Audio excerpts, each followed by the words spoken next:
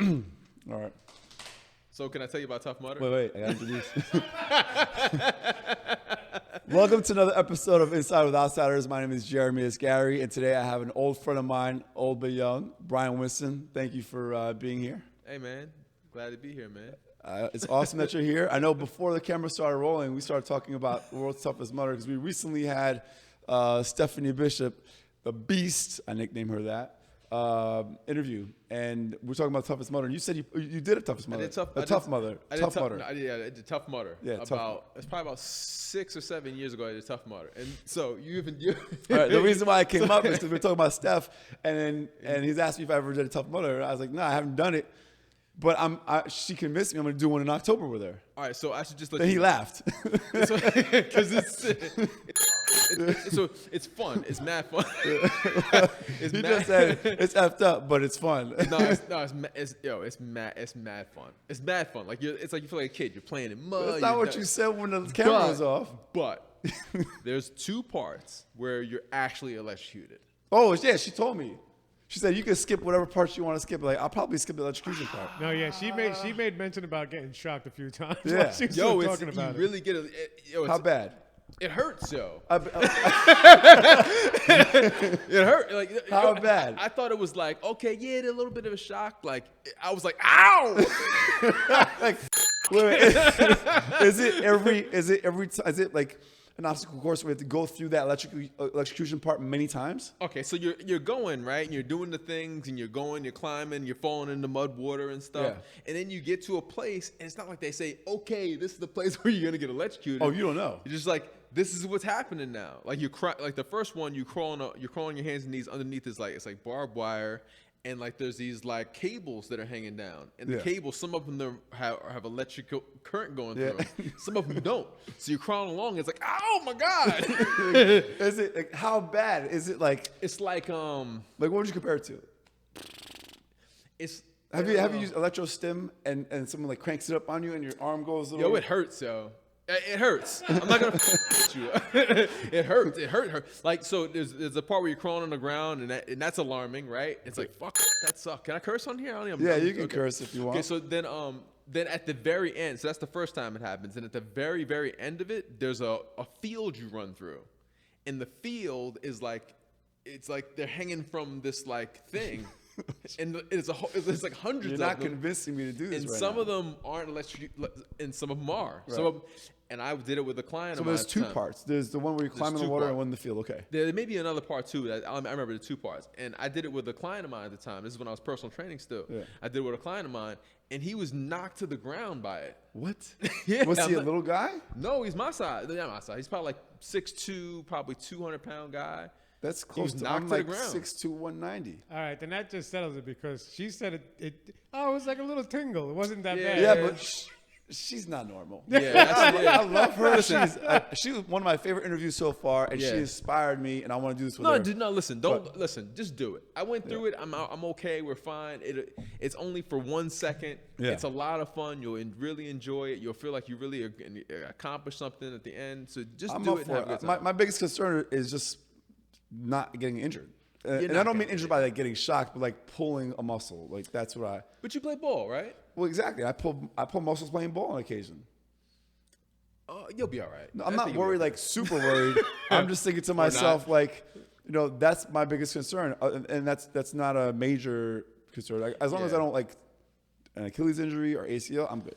But you know what? Basketball is like explosiveness. Yeah. Like someone will go a certain way and you got to explode and go another way. This is not like that. It's like endurance. You're jogging along and there's stuff that you do, but it's not like there's any type of like. How far was the one you did? The one she's talking about doing was like 9 miles. I think it was something like that. So I think that's like the entry level Tough Mudder. Yeah, it's not. All right. It's a lot of fun. I mean, you put on like a outfit and you just go and. I saw one dude was wearing a full suit. Really? And yeah, he's wearing like a full suit. Like people do he's fun peacocking. stuff. I'm not sure to do that. Yeah, it looked like fun. It's a lot. I'm up for it. I do like a physical fun, challenge. You're an athlete. You're in great shape. I mean, there's going to be people who are in worse shape. Believe me. Well, yeah. I mean, I'm competitive though, so I'm worried about myself in the sense where seeing these guys that are in better shape, I'm like, no, I'm not letting them pass me, and then injure myself. But that's the thing, though. Like the way it is, it's not really like a competitive thing. It's like everyone's like, "Come on, guys, let's do it told me like, together." there's a first wave of the actual competitive people who train for this, and then there's a wave of everyone else. Oh, okay. And we're not doing the competitive. We're not competing to go to the next Tough Mudder. Yeah, we were just trying to have a good time and just finish the thing, and that's all it was. It was about the experience of it. It wasn't like I was trying to beat someone's time or anything. I'm gonna do it. Just do it, man. You feel like doing it again? You may get no, I'm not gonna do it again. Yo, if they said, listen, because it was like, why are we getting shocked now? Come on, we're adults. What are we doing now? You gonna what are we doing? Now I get shocked now. I got paid to get shocked at a thing now, so I wouldn't do it again. Come on. All right. Well, enough of Tough Mudder. But you'll have a great time. You'll enjoy it. You'll feel like you accomplished something. You had a fun time. I like that feeling, and especially great, as an adult, I play basketball. I feel that accomplished sometimes. It's hard, other than career-wise, in your personal life, to feel those accomplishments like you did when you're playing like college or high school ball. Yeah, as adults, right? Like childhood, there's lots of opportunities to feel that sense of accomplishment. I don't know if you, as an adult, it's not set up that way, really, right? Well, it's not. You can set it up for yourself that way, and I'm sure that goes into like what you're doing now. But before we get into what you've gone into career-wise, let's talk about what. Did you slip acid in his drink again? There's a fly, and it's like me. Angel Dust, looking like Smokey in Debo's pigeon coop. Exactly. Put it down. What, Jeremy? You're supposed to microdose that, buddy. What? This is beautiful. Let's get to where are you from, man? I'm from New York. I'm from Westchester. I was born in Maryland. A lot of people, if you say you're from New York and you say you're from Westchester, New Yorkers be like, you ain't from New York. But who said that? That's so New York. I wholeheartedly agree with that. If you're not from the 5 boroughs, you're not from New York. Right. Okay. Like this guy over here. Did you went to high school? Are you from Yonkers? So Yonkers is Westchester. Yeah. Yonkers is like southern Westchester. It's like southern Westchester is like flies by here. Right? See, you thought I was tripping on acid. Yonkers gets a pass because it's literally right above the Bronx. Oh, Yonkers gets because the Locks is from there. Oh, Locks of Yonkers. But that's Westchester. That's southern Westchester. So I'm from northern Westchester. I didn't grow up in. I grew up in the sticks, man. I grew up in the sticks. Yeah. Where in Westchester? Don't you laugh? What's wrong with you? I will not be mocked on this show. That's why you're here, by the way. All right. So you're from Westchester, so you're above Yonkers like that. I got people that are from like Rochester, not Rochester, like Rockland, New Rochelle, which is right above Jersey. Right. To me, you're not New Yorker. You're just upstate. That's not a New Yorker. What's funny is I'll call it upstate, but it's actually downstate. It's like it's 45 minutes from New York City. Because New York is humongous. But anything beyond New York City is upstate. Exactly. To New York, to people from New York City, yes. Yeah. But if I talk to someone from Albany and I say from upstate, they'll be like, "Nah, you're not from upstate." Right. So we're like like someone from Buffalo and Albany's not upstate. Yeah, right. It's all perspective, man. It's all perspective. So that's where you're from. Yeah. But when you were born in Maryland, I was born in Maryland. How old were you when you moved to Westchester? Westchester. So I was like 5 years old. I think. I think it was the summer before the first grade. I moved to New York, which was pretty interesting, man. Like, I don't know if you ever watched like The Wire. Yeah. Right. But in the early 80s, things started getting really rough in Maryland and DC area because of the crack epidemic. Oh yeah. So my father had the foresight to be like, you know what, we have to get out of here. We can't be here, for this, So he worked for IBM. He had a transfer to Westchester, so he moved the family to Westchester, and just in time. So because as you've seen on The Wire, things got pretty funky in Baltimore, Maryland area. Was he from Maryland? Yeah, my father's from Maryland. And your mother was They're both from Maryland. Yeah. Really? Yeah, both. Who they didn't know? You don't have any family in New York? No. I think we may have some distant relatives. I think that may be up here, but I don't know. From what I know, we're the first New Yorkers. That's I didn't know that about you. Yeah. From Maryland, Maryland and Virginia area. We're from. That's funny. So you went to most of your schooling was in New York and Westchester. Yep. High school as well. High school. Yep. Played basketball and ran track. Did a little bit of football. Any accolades from the sports? I think I was all league track. I think. What was your long jump? Oh, high jump. High jump. High jump. Yeah, high jump. That's challenging. Yeah. I only did it 1 year. I did it because my girlfriend at the time was in the track. Gotcha. But you won some awards, so good thing. Yeah, I kind of wish I'd done it earlier because I realized that like running track made me better at other stuff. Like What kind of basketball. Oh my God! Like after I was done with track season, I could jump out the gym. Yeah. It was crazy. So I didn't run track. I ran a little bit of track in high school, but I was tiny in high school. I was like 4'11" at 14. Really? When did you have your growth spurt? 17, 18, yeah. What was your growth spurt like? Like how many? Like how much? I was at 14. I was 4'11". 15. I was 5'1", 5'3". 16, 5'5", 5'6". 17, 5'7". But ended 17 at 5'10". 18, 6 feet. 19, 6'1". 20, 6'2". Oh, so yours was gradual. Yeah, I mean no, but from 17 it was 5'7" to 5'11" or something like that, or 5'10". Oh, okay. So that was the most in one shot. Oh yeah, so I guess it was the same for me too. Like around 17, I went from 5'10" to 6'2" over like a year, and it was weird because your mom buys you clothes, right? How tall are you now? I'm 6'4". Okay. So your mom buys you clothes, and you think they fit. Yeah. They fit at first. They fit at the beginning of the year, and now you're wearing high waters. Yeah. In high school. Well, those were super baggy back then, so I had the baggy, and it became baggy high waters. And you gotta pull. It was a good thing. It was cool to like have your pants around your hips because exactly. I couldn't walk around with them high waters. So Man. when you were not my friends. No. My 'Cause friends high were school kids are awful. vicious. Oh my God. Yeah. Hey, man, one of them is right there. Yo, high school Man. kids are not. Oh, They're come not on. nice to each other. No, They're not nice to each other. Kids in high No. school, man. Like nowadays they talk about. I know it's different, right? I get that it's different now, right? When kids pick on each other because of the internet and it could not stop. Like you get bullied at school and you go home and you're still getting bullied online, right? So I know it's a lot worse, but man, like we really had to go. We really went through it with each other, man. We really were. I think kids still do. But now, like the whole thing about bullying, right? Yeah, but I don't think it stops them. I don't know. I think there's always gonna be. You can't stop bullying. It's just the way. I think. But also, who was it? Was it Chris Rock or someone talked about how like private school doesn't prepare? No, I think it was Dave Chappelle. Maybe private school doesn't prepare people for real life. Non-bullying, bullying prepares people for real life.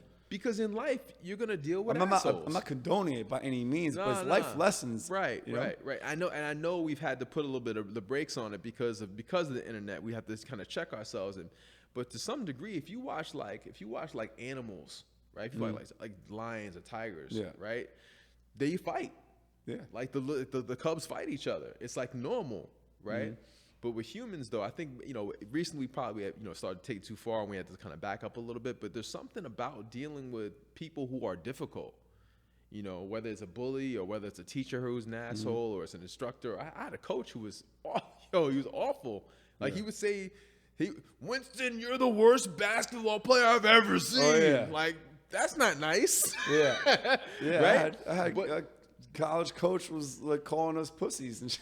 Right. Yeah. Right. And I mean, yeah, it hurt and it sucked and like but to some degree, like you grow from that adversity, you grow from that difficulty. But I think you said there's a fine line. It's like to some degree, right? Right. There's that line, and who knows where to draw that line, right? It depends on the tough to say. individual. Right. And I'm sure, given what you're doing you want to tell people what you do now? I mean, you started off. I know we're jumping ahead a little bit. No, it's cool. Let's backtrack to high school a little bit. What did you want to do for work when you were in high school? Oh, it changed. It was all kind of stuff, man. Like I think if you would have asked me in 8th grade, I wanted to be a backup dancer.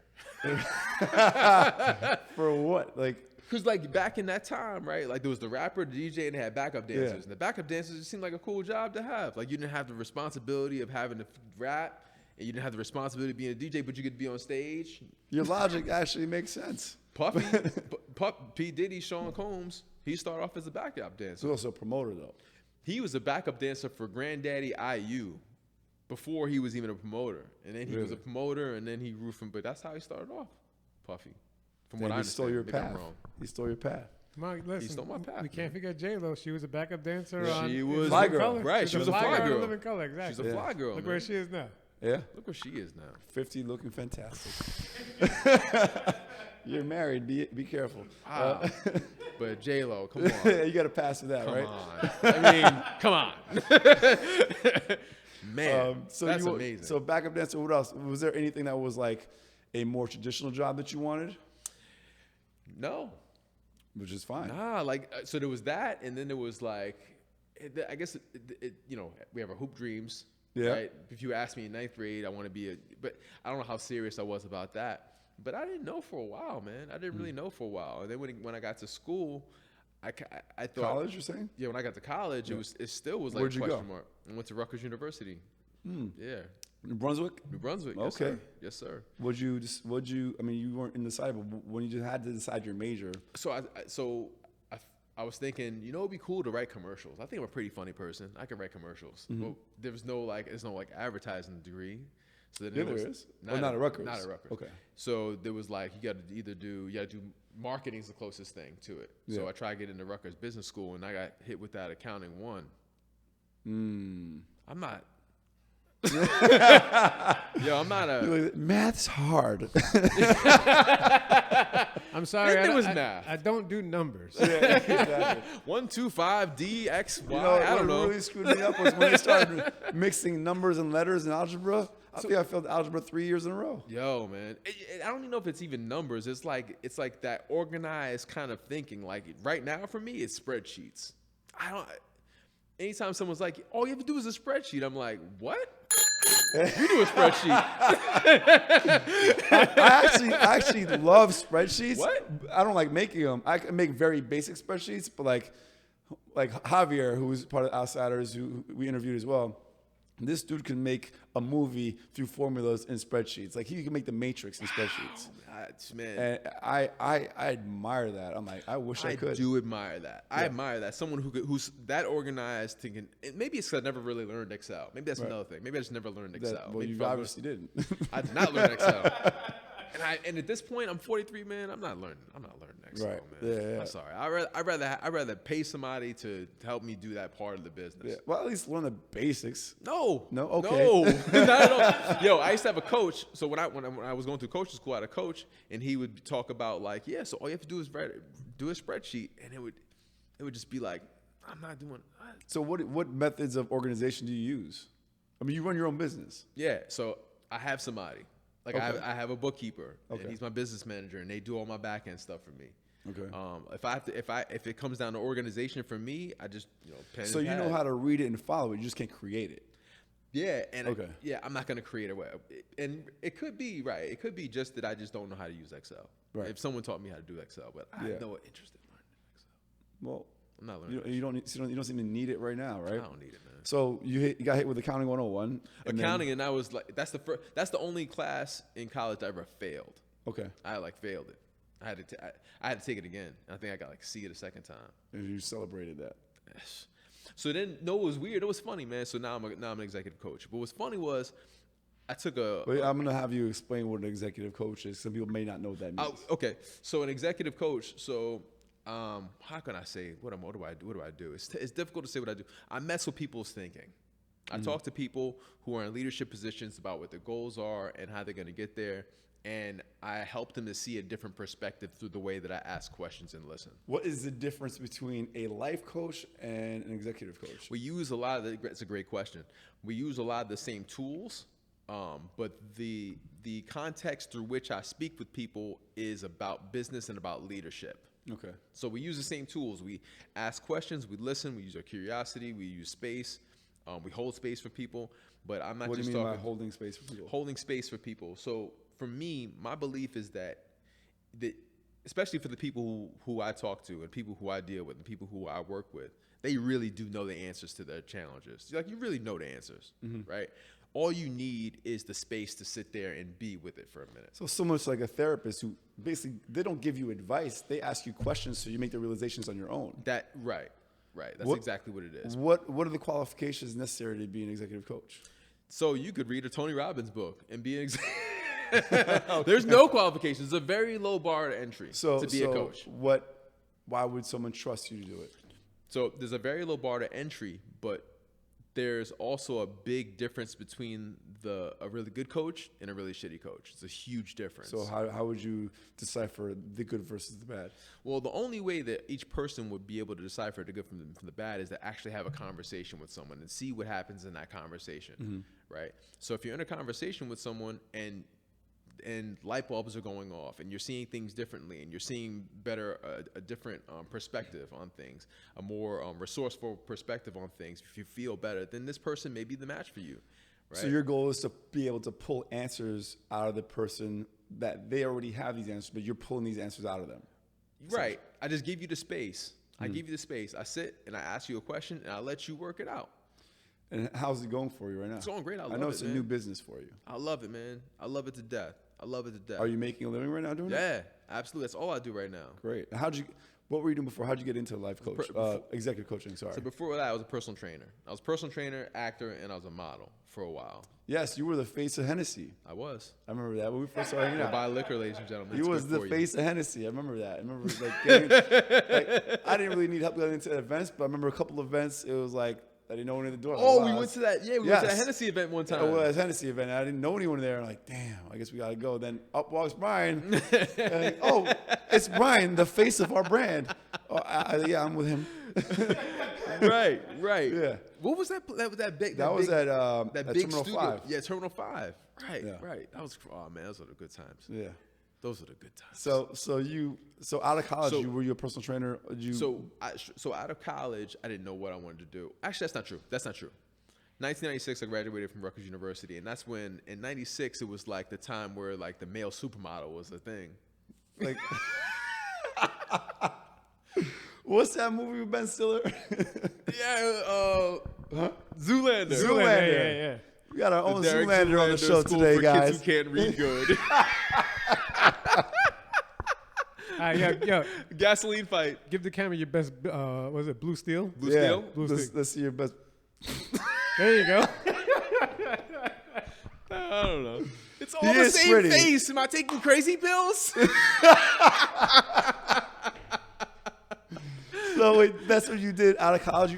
So Wait, you yeah. must have been. You weren't modeling in college.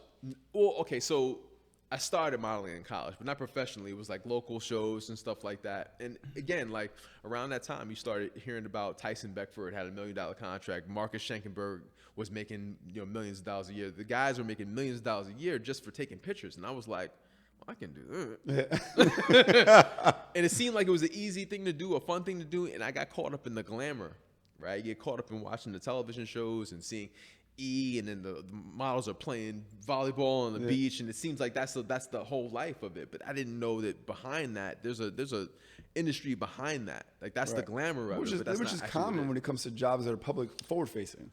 right. You know? You think that you see the result. Yeah, you get paid to party. People tell You get paid to you party. You get paid to be in clubs and party. I'm like, no, Right. man, I got paid to be on the phone for 8 hours a day before the Right. party starts. Right. Yeah. Right. They people see the result and they believe that the result is the thing, but the thing that's not the thing. Right. That's not the thing. Like being a rapper, right? People see being a rapper, you're on stage and the girls and the chains and all that stuff, but you don't see the hours and hours and hours in the studio writing and rewriting. Handing out CDs when you should be handing out USB. What is it? Listen, can we stop for a second and just talk about that? So you're selling CDs in the street? Come on, baby, It's dog. 2021. No one has a CD player anymore. I know. Stop that. Don't try to sell me a CD. I'm like, I don't have a CD player. Yeah, I wish. What is this thing used for? I know. Spend your time, Please online. find something else. I mean, I get it. You want to hustle. You want to whatever. On Stop that note, I think I have a business idea. We got to talk about it after the episode. I want to put it out there. I'm not selling CDs. No. I'm not talking about selling ideas, but I'm talking about an idea so these people can actually get their music out there. They're not. What using like it. is it called the internet? It is the internet, but we'll show them an easy way to do it. All right, let's talk. Okay, yeah, I'm that always sounds up for a cool. business idea. Don't forget, man. Put a sticky note. Yeah. Where were we? So you got caught up in the glamour and glitz of what it seemed like. I the thought end that's result. what it was. Yeah. But then as I started to work in the industry, you start to realize that that's not what This it is after college. This is after college. So I had dreams of being a model, right? I wanted to be a. It's funny you say what? Bryan Winston. I try to keep a straight face, but I can't. Hey, you know what it is? You want to have an easy job. I want to have an easy job. I want to have an easy, fun job.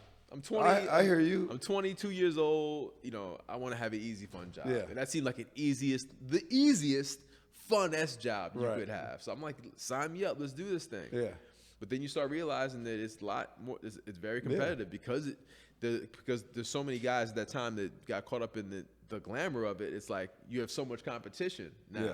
So now it's about being thin, and I'm a big guy, man. I got big shoulders. I'm 6'4". You know, it's about being thin. It's about having a relationship with a booker and having a relationship with a photographer and having, you know, it's about running all around the city to go to auditions.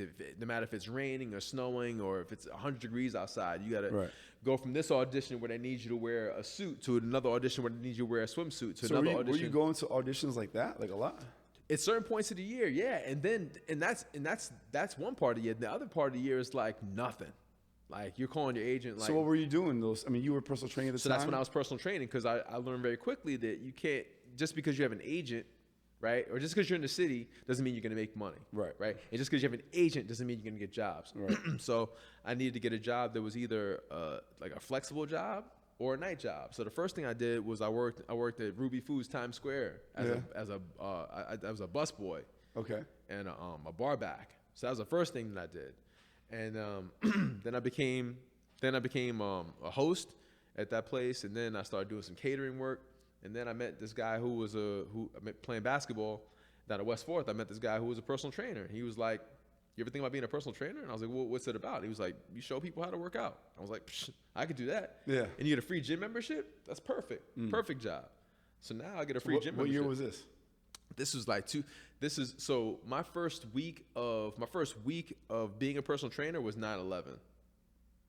You know, I was a personal trainer then too. Really? In college, it was the only job I could keep in regards to the hours that allowed me to play college ball. Wow. It's a great job, man. Personal training is a great job, man. Yeah. But I remember that week, because I remember the day after 9/11, I had a session, and we didn't go work out at all. We just sat outside and talked. The gym that I worked at was a Bally's on Bowling Green. It was right around the corner from the World Trade Center. And it was 2 weeks before that. I had just got a job there, and I was supposed to go into work that day. And it's not one of those things where I would have died or something like that. But I woke up, and I was like, I had to go to work like that afternoon or something like that. And I was like, well, I guess I'm not going to work. Yeah. Like, I guess the building's on fire. Oh, the plane crashed into it. Oh, one of them dropped. Oh, wow. So what's it going to be like with one twin tower? Oh, both of them dropped. Yeah, I had the same thought process as well. Wow. Yeah, I didn't believe it was falling. I looked out. I was living in my mom's place at the time, and my brother's bedroom window, I could see the World Trade Center. I see two twin towers. I was like, it's going to fall. Like, I don't believe it. This TV. I look out the window, and I see it. That was it was just crazy. It was just a crazy thing. Like, like, it's one of those points in your life. It's like, it's one of those points in history where everything just like changed after that moment. Right. You know?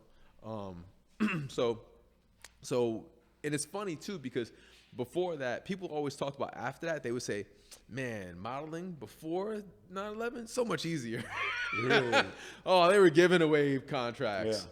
But then after 9/11, things were really difficult. Budgets went out the window. Yeah, so it's like one of those things I was like, you know. But I still continued on, and then modeling turned into acting. Because at some point I was like, well, if I'm going to be going on auditions, I want to make real money. Like, I want to go. Like, I started hearing about people getting national commercials, making hundreds of thousands of dollars. Yeah. And I'm like, well, how do I do that? And they were like, well, you got to get an acting agent. I was like, well, how do I do that? Well, you got to start taking acting classes. So I started taking acting classes, and I fell in love with acting classes. I fell in love with that shit. Like, I loved acting. I loved it, man. Did you ever get any gigs? So I did a movie. I had a web series for a while called Back to Basics. I remember that. Yeah, it was fun, man. We had a lot of fun with that. I co-wrote that, and I shot with my boy Cyril Mahe, Hiroshima. That was a lot of fun. Oh, Bams' phone's going off in the interview. What's going on? Come on, Bams. Come on. Come on. So did the web series. I got a national commercial. I shot a movie. I was on a couple television shows, so I got some work. Did you get SAG? I was SAG. Really? Yeah, I was SAG, man. I was serious about it. When did you decide to let it go? So I got this thing called the NBC Diversity Showcase, right? Actually at the time was a pretty big deal, because they had like actors that hadn't blown up yet, and they gave you an opportunity to perform in front of like all the casting directors in New York City, basically. Oh, wow. So after I did that, it went into overdrive. Like, I was getting so many castings, like so many auditions. So I went into overdrive, man. It was like, it started getting like hard. Like, and because of my approach to acting, it was really difficult. Like, I recognize now that the way you do things, the best way to do things is to have fun with them. Like, so you're saying, but you think because it got hard, like I understand like you want to enjoy what you're doing. If you Right. if the passion left, then you got to be passionate when you're working that hard. But things got tough, and you left for that. Nah, it was like, okay, so how can I say this? So I got to a point where went on a bunch of auditions. I got a couple jobs. I was still working, but then I got to a point where I was like, do I want my life to be like this? That's different. I understand that. Yeah. Like I started realizing that okay, the goal at the time was I wanted to either get a movie or I wanted to be a series regular on a national television show. Right? Those were the things that I wanted. And then I started thinking, well, even if I get that, right? What's my life going to be like after that? Because a show could be on TV for for a year or for a couple months and then it's gone. Yeah. Like, and I started thinking about the future and having a family. And do I want to be doing this? Do I want to be doing this? Right. When 5, 10, 20 years. You got to from now? weigh out the risk. You got to start thinking about it. Like, where's the stability here? I know that there's no real such thing as stability, but you start thinking, having those thoughts. And I was like, do I really want this kind of life? So did you just in one shot decide I'm not gonna do this anymore? No, it was like over time. Like first modeling went, because modeling was like, ugh, like I don't even want to. Like anytime that my agent would send me, casting, I'd be like, oh no, I gotta go to this thing, and that's a sign for me. If I'm like I gotta, or if I need to, or I should, I'm like, it's energy draining. I was like, you know what? So I went to my agent and said, I'm not gonna act anymore. I'm not gonna model anymore. And then acting was the same thing. After a while, I would get an audition and be like, my energy wouldn't. At first, when I first started getting auditions, I'd be excited. Yeah. I get the sides and I could start working on them and I get excited about it. But after a while, I would get sides and be like, I don't know. Like it was a different feeling to it. So I was like, well, at this point, I'm acting and I'm personal training. So like, what's the future like? Like which one? I look down the road of being a personal trainer, and success in that either means that you become a celebrity trainer, right? Or you open your own gym or something along those lines. And neither of those things I really was like excited about. I saw the trainers around me, and I work with some of the greatest trainers on earth. You had Garnett Strother on here, a couple weeks ago. He's one of my best friends, and if you talk to him about personal training, like he really loves it. Yeah. He wants to be better. And it was another red flag for me. I didn't really want to get any better. Yeah, that's definitely a red flag. People are reading books and people are trying to find new exercises and new ways to. So how did you figure out that you wanted to? How did you figure out what you can do next? So right, so that prospect didn't seem dim, and then the acting thing because of and my what year approach, was this too? This is probably 2012 or something like that. 2000, yeah, 2000. Because you and I really connected in 2007 or 8. Yeah, when we ran into each other in Uruguay randomly. Right, that was crazy. Yeah, I forgot about that. Yeah, that wasn't planned. So a little side. Before we get into that, what were you about to talk about? So yeah, how did I get into coaching? Okay, basically, right? We were talking about how you get into coaching. After we talk about how we really connected. So we'd known each other through parties and through friends, mutual friends. Yeah, we would go down to what was it called? Miami, Winter Music Conference. But we didn't really hang out like that. Right. Until we ran into each other randomly in La Barra in Uruguay. How did that happen? I don't even remember how that happened. So I went down there with my buddy JB. Oh my God. And we had a whole plan to do that and Buenos Aires after. Right. We're in this hotel in La Barra, in Uruguay, by Punta del Este, and we hear these girls speaking English. They must be from New York. They sound like they were talking about something about New York. So these American girls, beautiful girls, and but we didn't say anything to them. We didn't talk. We're having breakfast at one table. They're having breakfast at another. Cool. The next day we see them again. Finish breakfast. I go inside. They go inside. We get ready to leave, and as we're opening the door, I see you and Dave walk up to the hotel. I was like, what the hell? What are you guys doing in Uruguay at our hotel? Is this a joke? And right. well, we're here to see, was it Melissa, Ashley, and... So it was Melissa Wood. Yeah, Melissa Wood. Who's huge now. Yeah. I don't know if you know Wood. that. Yeah, I know. She's been on Good Morning America. She's the I know. truth. Actually, I was talking to her a few years ago prior to her blowing up with her career because I was working with Cliff Bar and I wanted to do some sort of collaboration with her and Cliff Bar. Right. Which never really panned out because I don't know if I followed through or whatever. Right. But that, and then Ashley Stetz. Ashley Stetz has her own modeling agency. I know, now. which someone we're gonna interview after you today. is on the agency. And it sets, sets model management. Right. Yeah. Right. So And Ashley Stats, it was Melissa Wood, and then it was Kristen Nelson. Yeah, exactly. Yeah. Right. And we met them there through you guys, and we just Right. kind of stayed in touch here and there. But yeah. Right. And how that ended up happening, we didn't plan like, oh, we're all gonna go to Uruguay together. It was like me and Dave were gonna go, and then we found out they were gonna go. Really? Yeah. And then we happened to run into And then we happened to run into you guys. That was so random. We hung out in free 99. Don't even Not ask. We hung out in Buenos Aires and had a good time. You had a good time. That's it. I got a lemon. Don't you ask. You're married. Yeah. This is a long time. I mean, anyway. Next, back to like, how'd you get into executive coaching? Man, wow, Yeah. so much fun. That's when I first. In a side note, that's when I first like fell in love with like steak and like red wine, and That was the best. Actually, when we went to that dinner at the Fina Hotel in Buenos Aires, that's the first time I went to the Fina. That was way before they opened up the one in Miami, and that was the best steak and red wine combo I ever had in my life. And the dollar went so far. Oh hell yeah! I felt like a millionaire. Yeah. I mean, most places. I'll have two of them. Matter of fact, I'll have seconds. Yeah. Yeah, you talking about the steakhouse or? Oh wow. Joking. Wow. Anyway. So. Wait, I'm sorry. I've been gone for a minute. What have I missed? You missed the good stuff. Don't worry about it. You can see when you cut the video. So then let's go back to how you got into executive coaching. Right. So I got to this crossroads, and I don't know. I can't even tell you like the moment where it happened because I had heard of the term life coach before, and I can't even pinpoint the moment where it was like it dawned on me like, oh, that might be a cool thing because this whole time, modeling, acting, personal training, I had this love for personal development. Like, I know, I mean, it sounds even kind of weird for me to say. No, it doesn't. It makes sense because you're helping people physically. But when you have clients and loyal clients as a personal trainer, I believe you get to know them and give them advice on their personal life. Because there are some trainers that are like, do this, do that, do this, do that, and that's like, and they're like drill sergeants about it.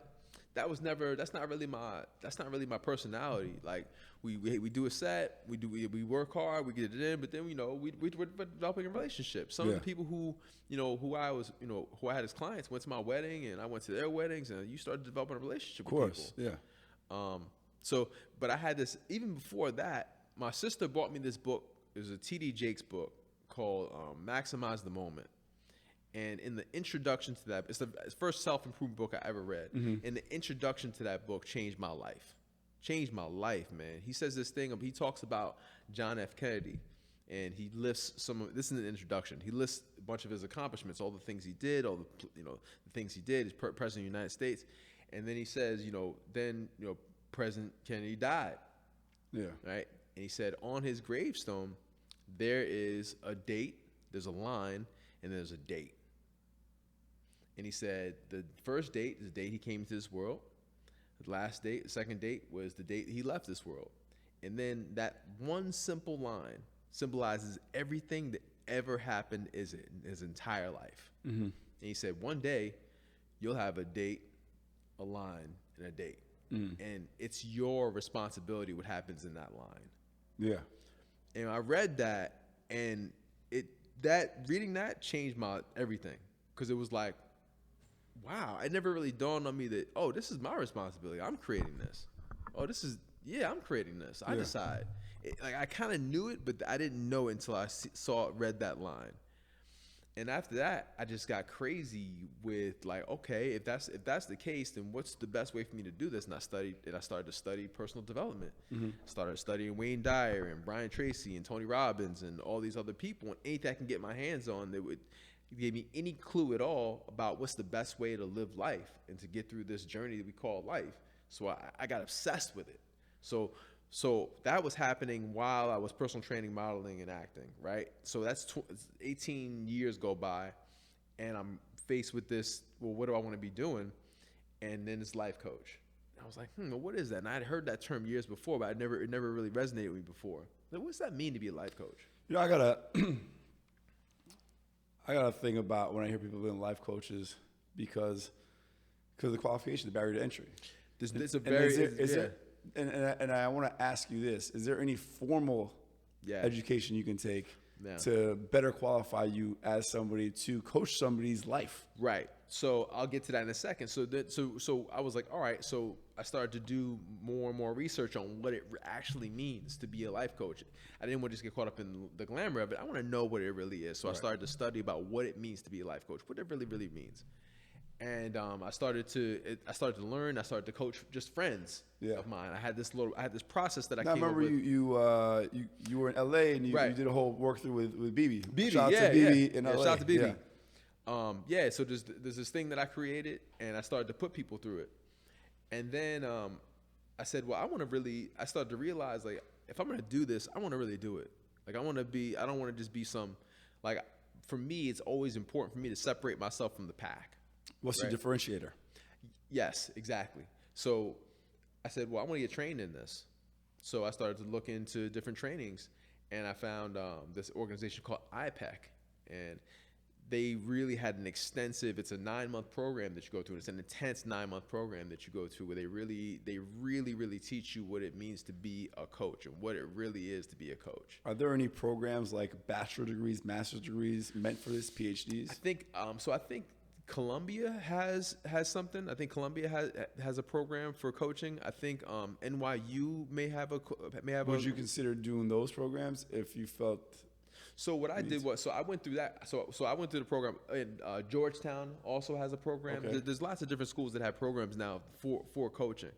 So I did what I did, and it really did give me an amazing amount of understanding of what it really means to be a coach. And it really helped for me to understand the difference between a coach, a consultant, an advisor, and a therapist, which is really, really important to understand, right? I got a lot of experience coaching other coaches. I was coached myself. I learned about coaching. Like, it was an intense program. Like, you really are immersed in this world. And for anybody out there who's thinking about being a coach, like, be trained. If you thought about being a lawyer, if you thought about being a surgeon, you wouldn't just fucking start doing surgery on motherfuckers. Exactly, right? exactly why my issue is, like, the majority of these life coaches I meet are people who couldn't figure out what they wanted to do in life and decided to coach other people. But how are you qualified to coach somebody on how to live their life if you don't know what you want to do in your life? It doesn't. Right. So the thing is this. Right. So that's a great question. It's a great point. Right. So in coaching, what you really learn how to do is you learn how to. It's not about giving advice. It's not like, hey, Jeremy, this is what I think you should do. That's an advisor. An advisor does that. An advisor, like, you go to an advisor and you say, hey, listen, advisor, based upon what based upon what you've done in your life, I want to do what you've done. Can you help me? Can you help me to figure it out? So an advisor gives you advice. A consultant, very similarly, you go into a consultant, you say, hey, listen, this is my problem, and the consultant maps out a plan, and they say, this is your plan. But what you do is essentially pull the answers out of the person, make them realize what like a therapist does, but more geared towards business, right? It's geared towards so I am present and future oriented. And some forms of therapy are also, present and future oriented, but I'm not going back into, I'm not dealing with trauma, past trauma. I'm not dealing with mental illness. I'm dealing with a person who's well functioning, right? Who is doing pretty good and wants to do better. How long have you been doing this now? 5 years now. Full time? Well, full time. So I started 5 years ago. So I went through school in 2016. 2016, 2017. Took about a year for me to finish all the requirements for school. And I started coaching right away. Did you drop personal training right away? So this is what happened. So for a while, at first I was part-time coach and I was full-time trainer. And then it started to be, I was half and half. And then it got to a point where I was like full-time coach, but part-time trainer. But I still had a couple of clients who I really cared about, who I really loved serving, and some I didn't. But I wanted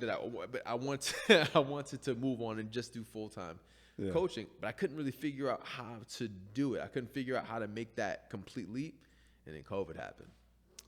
That's funny because with me, that's what happened with nightlife.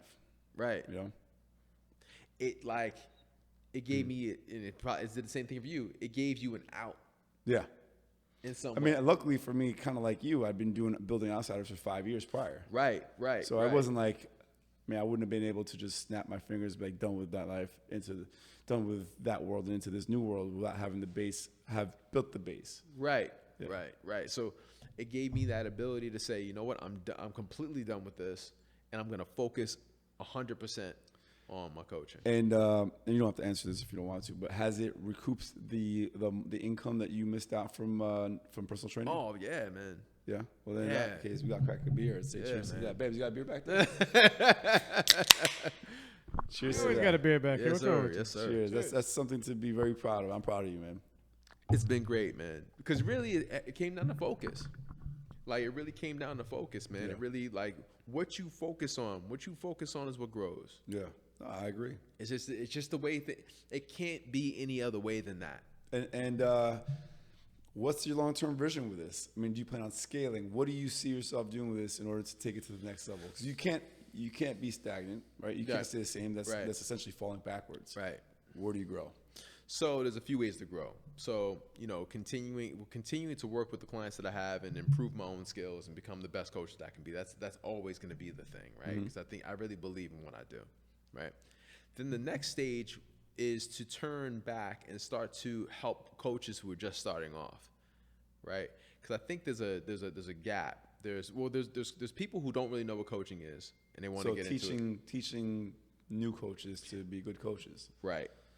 That's a great idea. Right. So it develops into a coaching and leadership academy. Not to coach you, but you should start coming up with curriculums. I'm already there, buddy. Oh, well then, cheers. Sorry. I think you should put together some spreadsheets for that. Though. Well done, Bams. Yes, exactly. No, never. I just imagine him like having nightmares about spreadsheets. Spreadsheets, lines, numbers. Oh, it was terrible. All right. and then I look next to me and there's a spreadsheet. Oh no! Let's get into some of these more specific questions we asked everybody. Unless you want to keep on talking about the progression of coaching. Oh, like I said, it goes to starting to turn back. That's kind of been my plan all along. Was I want to go through it, and then I want to turn around and tell people what I've learned. Yeah. Right, and help people. You become a leader that way. Yeah. Right, by going through it. So I'm not talking about something I don't know about. I've been through it. I know what it's like to be broke. I know what it's like to not have clients and not know where your next client's coming from. I know what that's like. I know it hurts. Right. So and you don't have to go. It doesn't have to be that way. There's a way of going through it where it's not as hard. Right. I mean, it still involves focus and it involves but at least if you have someone who's made the mistakes, who's been through the struggle, and give you advice, you don't have to make those mistakes or go into it blindly. So I think it's a great idea. I think it's a great way. Right. Again, organization. We joke about spreadsheets, but you have to come up with like a full curriculum, put those spreadsheets together, have your business team put the spreadsheets. Right. What does success mean to you? Success means that a few things come up for me, because success is for each of us to define. Mm-hmm. Right? Success is not exactly which is why we ask everybody on this show, what does success mean to you? Like success means the first thing that comes up for me is happiness. Mm-hmm. I mean, that's what nothing matters if you're not happy, man. No matter how much money you have, it doesn't matter. And you're in a place in your life where I feel like you've got this career that you've wanted. You've gotten away from personal training. Right. You've got a wife. Hi, Melissa. I love you. Yeah, she's awesome. She rode with us. You guys rode with us to the Rockaway ride, and she was crushing it on the bike. Man, can we just stop for a second and talk about that? Terrible. Yeah, it's always like that. She's an athlete, man. It's always like that. So we went to Costa Rica for my 40th birthday, right? And we climbed. You ever been to Costa Rica? No, but that's on the list of places for outsiders. Oof. Costa Rica is the best place on earth. That and Italy, in my opinion. Mm-hmm. So we climbed this volcano. This thing. It's called Gravity Falls. That's the name of the thing you go. Was that Gravity Falls? No, it's a different one where you climb a volcano. Okay. And at the top of the volcano, there's like a lake on top of this volcano, and you climb up to it, and then you climb. And at first, we're right next to each other. Yeah. And then she starts getting a little bit ahead of me. She starts getting a little bit ahead of me, and then it breaks up into 3 packs of people. And there's the instructors who are like climbing and swinging off of trees and wilding out. And then there's people who are in pretty good shape, and then there's like older people that are in the back. I was in the middle group, and she's right there with the instructors. Yeah. That's What the does first she time. do for work? She's an artist. She's an artist and a teacher. Oh, well, so she's not in any sort of fitness industry. No. Wow. Okay. She's just a monster. Yeah. She's just it's I was talking trash to her on the ride. Like, stop showing off. Look, I'm pulling this 100-pound cooler by Rover. You don't want to. Don't. No. No. Yo, she's as physical. You know, I'm be honest with you, man. One time we were play fighting. Man, and I didn't feel like playing. Like, She put her hands on you. I didn't really feel like playing. She always wants to joke around and egg me on and get me to play. I didn't really feel like playing, man. She kept playing. And next, you know, we ended up wrestling. She put me in a headlock, man. I couldn't get out. You woke up? I woke up, it was in the hospital. Yo, I legitimately could not get out. She had me in a front face lock. Really? I legitimately could not get out. Wow. Man. She's a beast, and she's in great shape, Man, man. you wouldn't tell looking at her. Oh, she's Yeah. pretty, you know, She she looks like seems she's real in shape. girly. But yo, The reason why I bring that up, as far as you being married and all that, you seem to have everything fall into place with what you want in life. Are you happy? Are you feeling the success right now? you know, sometimes you feel successful, sometimes you don't feel successful. Of course. And I think that's like that. I think, you know, at least where I'm at right now and the perspective I have right now, sometimes you feel like you're on top of the world, sometimes you don't. And that's life. Sometimes you man. feel like a nut, sometimes you don't. Oh, Mitchell, yeah. Anyway, let's keep on going. Stupid jokes. What advice would you give high school you? Buy Apple. All Apple right, stock. cool, yeah. Good advice. No, but yeah, one of them would be buy Apple stock. But then I guess if we can get a little more philosophical, I would say just take your time. Just take your time and focus. Mhm. Take your time and focus. And don't get caught up in Marcus Schenkenberg's success. Right. And wear a condom. Wear a condom. It doesn't seem like a lot of fun, but That's always good advice. It's great advice. That is really good advice. What is your favorite part of Outsiders? You've been to one, right? The Rockaway ride? I went to one. You know what? I gotta say, man, I got a lot of respect for what you're doing, man. I think it's Appreciate really it. super dope. I think it's really super dope because, you know, you start off as a club promoter, right? And after a while, you start to age out of that. Like you probably know some older club promoters, and it's maybe they seem like they're having fun, but I don't know, man. It seems a little bit. I don't know. You see, if you're not growing, you're dying, Mm-hmm. right? So I like the fact that as you've gotten older, as you matured, so is your business. And you know, Outsiders is something. It's something that's new. It's something that's innovative. It's something that's fun. It's like taking all the cool kids, you know, from the club who are kind of tired of the club too, and they want to have fun, but in a different way. An authentic connection too. Yeah, people Yeah. have a good, like in a club, you can't even talk to people. Like, No, like exactly. you know, you can't even talk to people. Outsiders, you can stop, you can start to talk to people, and you know, and start to build real connections with people, and really hear people, and really see people. So your favorite part of it was the potential for making connections in the people? You know what? There's a few things that I liked about it. I liked that it was physically active. We did the ride from Manhattan to the Rockaways, which was hard for me, man. Yeah. That damn bike seat. I should have asked me. I wear bike padded shorts, and I got a special seat because if you don't have a special seat as a man, it can affect some things. Really? Yeah. Oh, well, thanks for telling me now. Nah, Brian. Sorry, Melissa. You're ruined. Thanks for showing up to the Outsiders. So the fact that you know the activity, Yeah. I thought that was really cool. I thought it was cool that it seemed like it was, you know, the club scene, right, can be really like exclusive.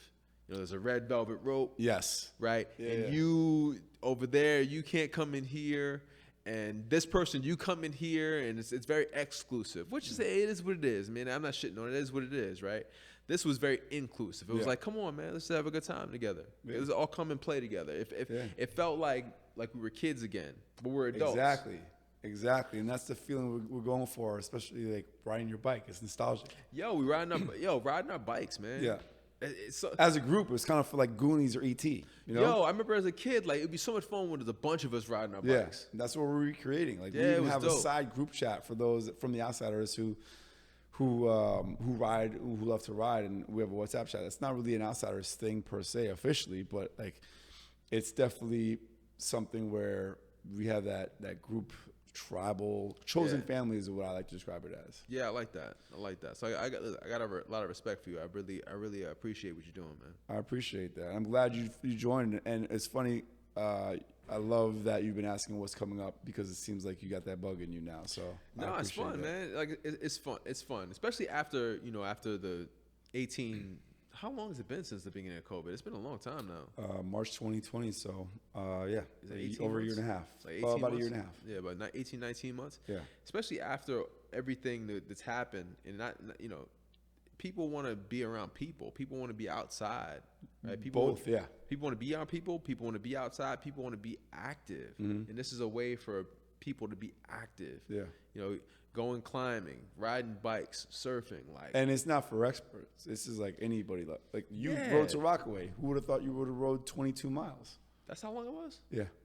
Yeah, it's fun, man. It's fun, and I think a lot of us miss that. I was thinking, a few months back, like, in New York, it's like it's really a lot about like the job that you do. At least for me, I can only speak for me. It's really about focusing in on the job that you do and hustling. Yeah. Like a lot of my friends like have moved out of New York, and what's left here, all the hustlers are still here. Yeah. All the hustlers are here. Yeah. Like the people that want to just enjoy life, a lot of them moved away, but all the hustlers are still here. And New York's really about that hustle and getting it in, and It's not easy. stacking bread. But and those creating who your accept the thing. challenge are here. Right. So, but I started to think to myself, well, where's like the fun in my life now? Like, where's the fun? I agree. started I've thinking asked about myself that. the same. I enjoy outsiders. Even though it's work, I enjoy it. Yeah, but it's fun, man. Yeah. And it's good to be focused. It's good to create. It's good to hustle. If that's what you love to do. If it's good to make money. It's good to, all those things are good. But like, I started thinking where's the fun in my life? And the only thing I was left with was like my business. My business is fun to me. Yeah. But that's not fun though. Yeah, That's you not have fun. both. That's not like kid fun. That's not Yeah. like ride your bikes fun. That's not like Right. climb Yeah. a mountain fun. Yeah. So I think it's dope for that, man. I appreciate it. Glad you like it. What is a dream you've yet to achieve? We're running a little low on time, so Dream. 57? Okay. Family. Okay. I have a beautiful, loving, healthy. You think we start Family. that soon? Okay. What is your most embarrassing moment? I know you got a good one.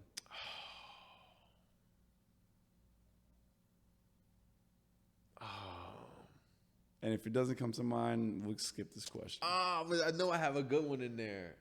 I'm thinking about the times I've tripped. I just times remember the time you got me really drunk in Miami on tequila shots. I used to love that so much. Oh, I used to yeah. love, like, I around hated the- you the next day. Oh man, we just go to the bar. You know what I used to do around that time? I would go and I would go to the bar, and if someone was next to me, I just buy him a shot. We do shots together. Yeah. I used to love to drink so much. Embarrassing moment. That's a tough one, man. Yeah. I want to give you one. It's not because I'm so cool that I don't have No, embarrassing. I know moments. you have embarrassing I moments. wanna have It's hard to think on the spot sometimes. I get it. Maybe the headlock. The headlock. Headlock to your wife. Maybe that headlock. All right. I hurt my feelings. Is there anything I haven't asked you want to share with the audience? Life is what you make it, man. Okay. It Anything about yourself too? I mean, that's obviously. Life is what you make it. If nothing great happens without help. Right? I'm not a religious person, but there was this guy named Jesus, and Jesus had 12 other dudes. Yeah. And Jesus was supposed to be this. Yeah. So, nothing great happens in a vacuum. Nothing great happens without help. So, if you really want to create something great, get some help. create a team. Reach out to somebody who's done it before. Right. Get focused and enjoy it too. Like if it's not fun to do, I mean, maybe fun's not a big value of yours, man, but figure out what your values are. My value is fun, and have fun doing it. And book a session with this guy so we can do this, for you personally. Yeah, I'd love to. Listen, if there's something that you want to create, and there's something we'll put your contact, your Instagram handle on the video and all that stuff. Right. I love to work with people who have a vision, who want a little you bit gotta of help help. them get a vision too. You know what? It helps if they have at least an inkling of it. Because if you come in like, I don't know what I want, then you're choosing that. Okay. You're choosing not to know. I'm going to cut you short a little bit because we are running low on time. Let's go. And the last segment of this interview is 5 rapid fire questions. Let's do it. You know how it works, so I'm just going to go ahead and start. Favorite city other than New York City? Florence. Okay. What's your vice? Ooh. Can you say that on air? Yeah, weed. I love to smoke weed. I haven't smoked in over a year, but I love to smoke. Okay. Who would you coach if you could coach anybody? Kanye West. Kanye West? Yeah, I'd love to talk to Kanye. Okay. How many kids do you want? 4. 4 kids? 4. All right. And what's your favorite food? Lasagna. Lasagna? Bring it out. Bring it out. Where's that damn lasagna? Now, where'd you get the lasagna from? Where's this place called?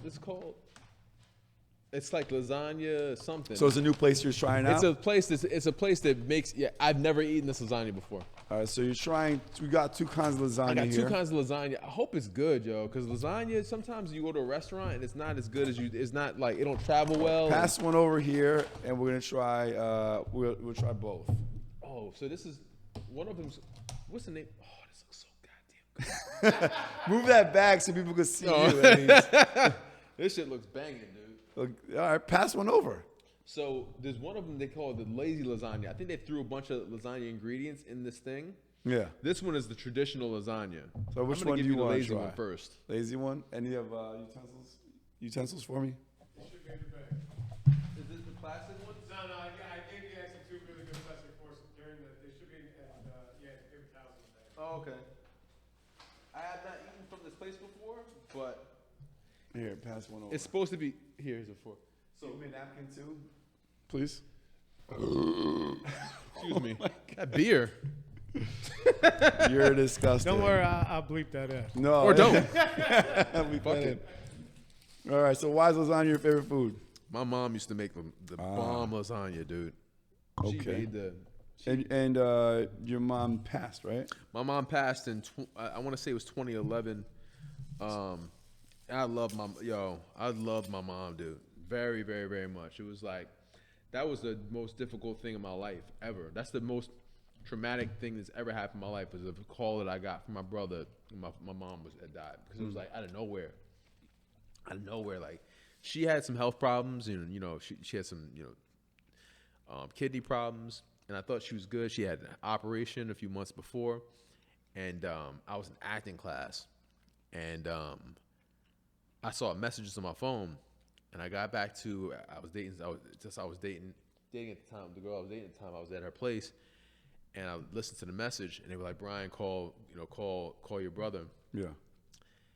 And I called him. He told me, and I lost my shit, dude. It was the most. It felt like, man. Like, it was like confusing, and it was just, there's nothing that can describe how that felt, man. I've spoken to friends who lost their parents, specifically their mom, and a lot of them say that's the hardest thing they've ever had to deal with. I don't even want to think about it for myself. It's not something I even want to discuss, to be honest with you. So, yeah. It was real hard, but. What was your mom's name? Evelyn. Evelyn. Well, we're eating this lasagna in Evelyn's honor. Hers is way better than this, but this is really good. This is actually really good, and if hers is way better than this, then I hope someone has the recipe, because this is delicious. This is fucking banging. Yeah, thank you, man. What's the name of it? I gotta give it. Give him a shout out. What's this restaurant's name? It's called Lasagna King. No, Where is it? Where is it? It's on. Okay, so it's on 39th and Lex. I can't remember the Lasagna is the 39th name. and 39th and Lex in Manhattan. Lasagna Champs or This something is like that. really good. Be sure to check them out. We gotta cut this interview short. We'll probably have you back at some point. I'll be back, man. And Bring some else I like. you gotta speak into the mic so we can hear you. But Yeah, hello. thank you for being part of this interview, Bryan. I got to learn things about you I didn't really know. I've known you for over a decade, and I appreciate you coming through. Hey, thanks for having me, man. I'd love to come back and talk some more shit. Let's do it. Let's do it. But for now, I'm starving, so let's go. Let's go. Thank you.